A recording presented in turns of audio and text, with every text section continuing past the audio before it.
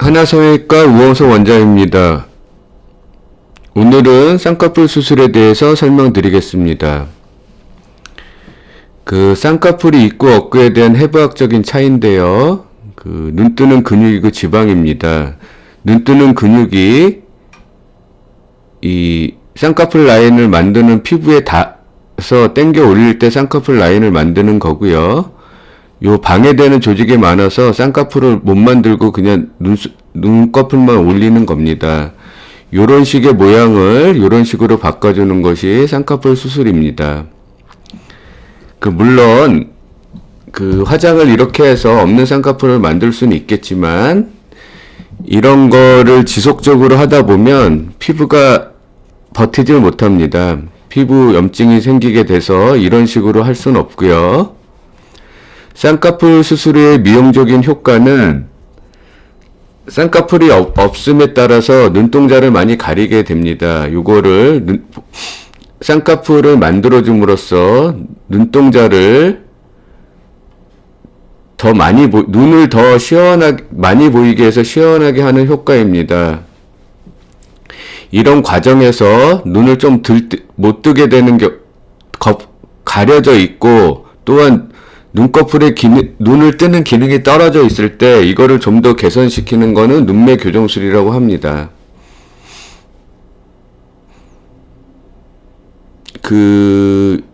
쌍꺼풀 수술은 남자분 같은 경우에는 이렇게 쌍꺼풀이 안 보이게 수술을 하게 되는데요. 눈 뜨는 힘이 대부분 약해져 있어서 눈매 교정술과 쌍꺼풀이 안 보이게 하는 쌍꺼풀 수술을 하는 겁니다. 속쌍꺼풀 수술이라고 하지요.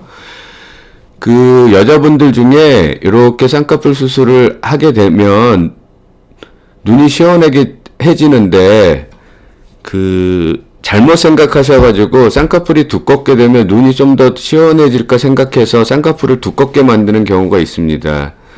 쌍꺼풀의 두께는 눈이 시원해지는 효과를 보는 게 아닙니다. 이런 게 좀 제가 임상적으로 경험한 경우가 많은데, 이렇게 수술해주는 경우에 여러 병원을 돌아다니다 보면 쌍꺼풀을 두껍게 해주고 좀 더 시원하게 해준다는 그런 얘기를 듣고 실제 수술한 경우입니다.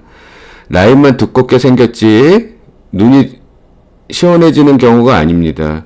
오히려 제가 다시 재수술을 해줬는데요. 이 재수술을 다시 해줘도 그 전에 이 첫 수술 정도의 자연스러운 모습으로 돌아갈 수는 없습니다. 제가 사실은 한 25년 정도 쌍꺼풀 수술을 하면서 이런 경우를 많이 보는데, 첫 수술할 때 이런 거를 많이 강조해드리고 있습니다. 쌍꺼풀 수술 방법은 기존의 매몰법, 부분절개법이 있는데, 이런 매몰이나 부분절개는 수술 전 조건이 맞아야 됩니다. 피부가 얇고 지방이 없고 여러 조건이 맞아야 되는데, 대부분의 한국 사람 같은 경우에는 이런 조건이 맞는 경우가 거의 없습니다. 그래서 조건이 안 맞는 경우에 특히 매몰 같은 걸 했을 때는 거의 다 풀리게 됩니다.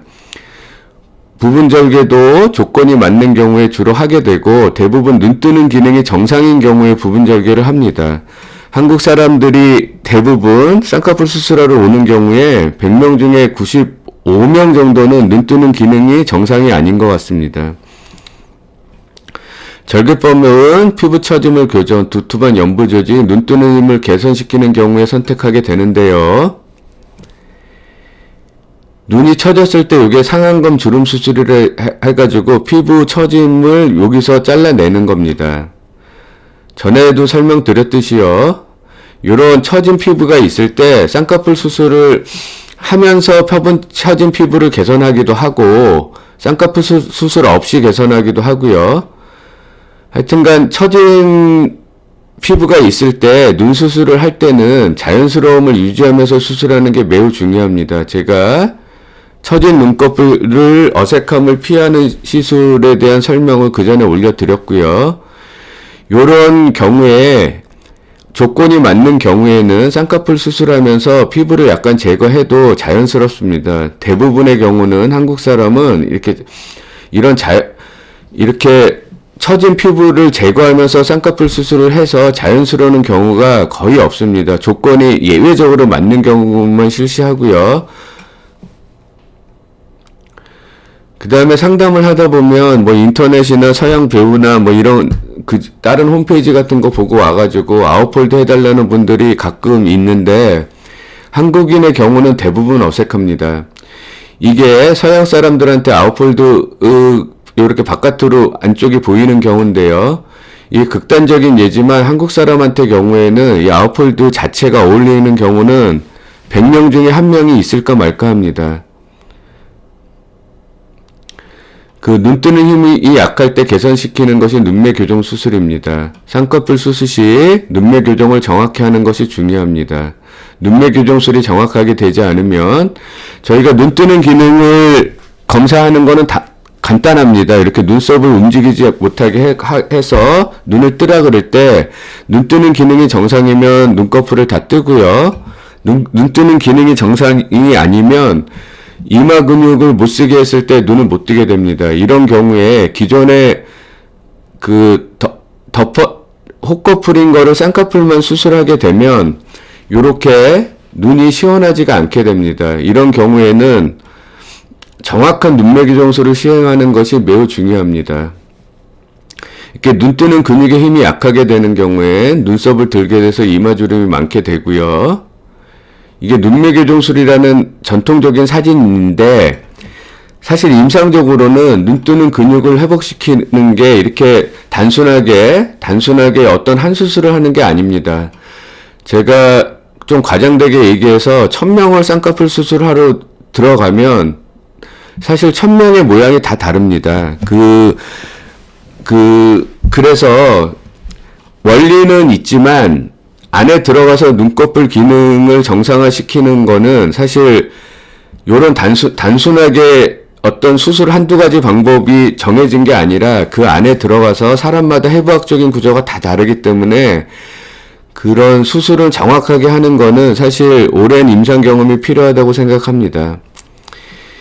요런 게 눈 뜨는 힘을 개선을 못하고 쌍꺼풀 수술만 한 예입니다. 재수술을 통해서 눈매 교정술을 정확하게 해서 개선시킨 경우입니다. 쌍꺼풀 수술을 하고 눈매 교정술, 소위 말해서 눈 뜨는 힘을 정확히 개선 못했을 때 요런 눈들을 다시 재수술로 개선시킨 모습입니다. 눈 뜨는 힘이 약한 경우에는 자꾸 이마로 눈을 뜨게 돼서 이마주름이 점점 심하게 됩니다. 요거를 해결하는 방법은 눈 뜨는 힘을 정확하게 개선시켜주면 이마주름이 심해지는 거를 해결하게 됩니다. 재밌는 사진이기보다 임상적으로 제가 경험했던 사진인데요. 이게 아버지 사진입니다. 제가 눈매 교정 수술과 눈 뜨는 눈 처짐을 해결해 드렸더니 바로 아들을 데리고 오셨습니다. 그래서 아들도 눈매 교정술을 했는데요. 이런 눈 뜨는 힘이 약한 거는 약간 유전적인 경향이 있습니다. 실제로 많고요. 이렇게 젊었을 때 교정을 해주면 이마주름 생기는 것도 막고 눈썹의 위치가 올라가는 것도 막고 눈처짐도 막을 수 있습니다. 눈 뜨는 힘이 약하다면 젊었을 때 교정하는 거를 권해드립니다. 눈 뜨는 힘이 약하면 요런 거를 개선해주면 본인이 눈 뜨는 것도 편하기 때문에 사실 저희가 고등학생 애들이 다 크면 한 중2 정도서부터는 수술을 해드리는데요. 공부하는 과정에서 이렇게 눈 뜨는 힘이 약한 경우에는 피로도도 빨리 옵니다. 그래서 이런 수술을 정확하게 해주면 공부하는 학생들의 경우에 눈의 피로도도 적고 이런 세월이 지나면서 이런 문제들을 해결할 수 있습니다. 눈매 교정술을 과 쌍꺼풀을 통해서 개선시킨 전후 사진들의 모습입니다. 안검하수 수술과 눈매 교정 수술의 차이점을 물어보시는 분들이 많은데 교과서적으로는 안검하수 수술은 병적으로 눈 뜨는 힘이 약한 경우에 수술입니다. 약간 병적이라는 게 교과서적인 의미인데요. 현재는 두 수술의 구별이 잘 안 되고 있습니다. 요런 병적으로 한쪽 눈 뜨는 힘이 약하거나 양쪽이 같이 약하는 경우를 안검하수라고 하는데, 이 선천성 안검하수는 심한 경우에 정상적인 시력의 발달이 안 돼서 약시가 될 수 있습니다. 이런 경우는 어린 나이에 불구하고도 대학병원급에서 전신마취 위에 수술하게 됩니다. 선천성 안검하수인데 나이가 든 경우에는 수면마취 위에 국소마취로 수술을 하고요. 후천성 안검하수는 여러 원인에 생기게 됩니다. 이 중 하나인 노인성 안검하수는 흔히 보게 되는데요. 과교정이 안 되게 주의를 해야 됩니다. 요렇게 아주 어린 경우에도 이쪽에 안검하수가 심한 경우에는 시력 발달이 안 되게 됩니다. 그래서 아주 어린 경우라도 예외적으로 대학병원급에서 전신마취해서 수술을 하게 되고요. 선천성 안검하수라도 이렇게 나이가 들면서까지 수술을 안 하는 경우에 나중에 나이 들어서 하는 경우에는 전신마취가 필요 없습니다. 이런 경우에는 제가 대학병원에 있을 때는 수술을 해드렸지만 지금 현재도 이런 경우에는 저희 같은 개인 병원에서는 수술을 안 하고요. 저 같은 경우는 안 하고요. 이렇게 선천성 안검하수라도 저한테 원하시는 경우에는 수술을 해드리고 있습니다. 이런 경우는 눈매개 종술이 덜 된 경우에 이렇게 안검하수처럼 보이게 되는데, 이런 경우에는 사실은 선천성 안검하수는 아닙니다. 그래서 이런 안검하수와 사실은 눈 뜨는 힘이 약한 경우, 사실 기존의 전통적인 안검하수는 아니지만 안검하수로 보이는 경우에 수술을 안검하수에 준해서 약한 안검하수에 준해서 수술하기 때문에 현재는 안검하수 수술과 눈매개동술 수술과 구별하는 건 별 의미는 없습니다. 나이가 들면서 눈 뜨는 근육이 대부분 건판에 붙어 있는데 떨어지게 되는데요. 이런 경우에는 안검하수가 발생하게 됩니다. 이런 경우에 수술을 해드리면 많이들 편해 하시는데, 주의사항은 눈동자를 많이 보이는 과교정이 되면 사실은 나이 든 상태에서는 빛이 많이 들어와서 눈물 같은 게 많이 나고요. 눈이 시렵게 되는데, 어렸을 때는 이런 거를 그러니까 버티는데 나이가 드신 분들은 잘 견디지를 못합니다. 그래서 과교정되지 않게 수술하는 것이 중요합니다. 쌍꺼풀 수술을 해드리고 풀리는 경우가 없을 수는 없습니다. 그래서 왜 그러냐면, 아무리 저희가 이거를 사실은 안 풀리는 위주로 수술하게 하는 거는 어색함을 피할 수가 없습니다. 자연스럽게 수술을 정확하게 해드리면 눈꺼풀이라는 거는 어느 정도 문지르고 떴다 감았다게 하기 때문에 시간이 지나면서 정조 차이가 있지만 풀릴 수가 있습니다. 이런 경우에 풀리게 되면 위에 라인이 나오는 경우도 있고요. 여러 가지 현상이 있을 수 있는데, 사실은 첫 수술할 때 제가 수술을 100을 해드렸다면 요 풀린 거를 잡아드리는 거는 그 부분만 간단하게 찝으면 됩니다. 아주 간단한 수술이고요. 이게 3일 후입니다. 회복기간도 거의 필요 없습니다. 그래서 이렇게 풀리는 경우에 이렇게 간단하게 AS를 받으시면 됩니다. 그래서 사실은 수술을 자연스럽게 정확하게 해 놓고요. 풀리는 경우에 AS를 하시면 간단하게 하시면 되지, 처음부터 안 풀리게 하기 위해서 어색하게 하는 거는 좋은 생각이 아닙니다. 헤링스 로라는 거는 성형외과 전문의 시험에 자주 저희가 낼 수밖에 없는 중요한 얘기인데요. 수술하는 사람들은 이걸 정확하게 알아야 됩니다. 저희가 환자분 수술하기 전에 어느 정도 간단하게 설명은 해드리고 있는데, 이렇게 한쪽 눈이 풀렸을 때 요쪽을 꽉 이렇게 잡아줍니다. 그러면 요쪽에 눈을 뜨기 위해서 힘을 세게 쓰던 게 없어지게 됩니다.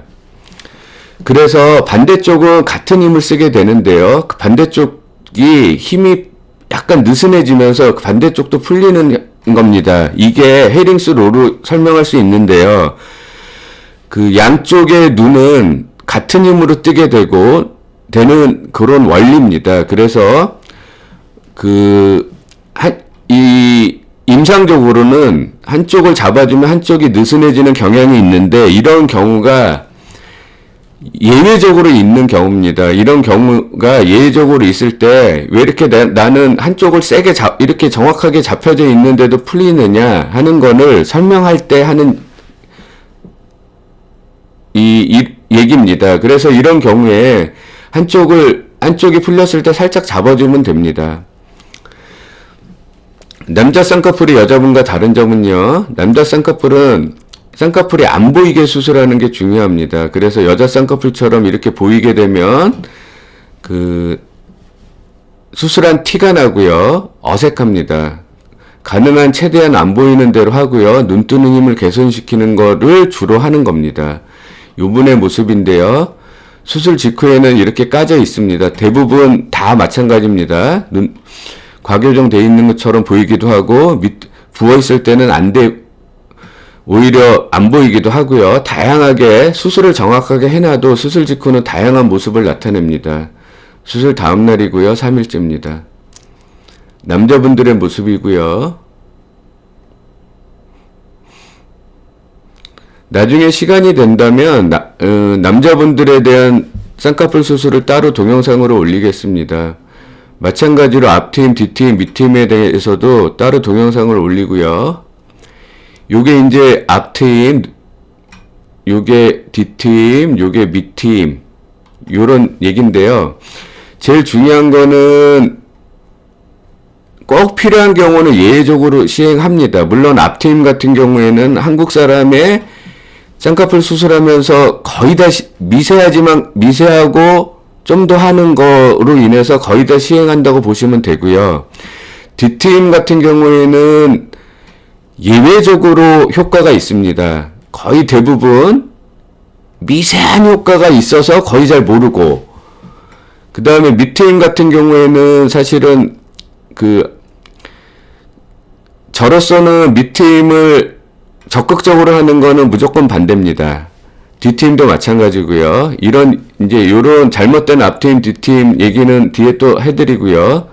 앞트임 같은 경우에 사실은 요런 흉이 많이 남거나 요런 눈매가 나쁘게 변하는 거를 피하면서 정확하게 수술하는 게 중요합니다.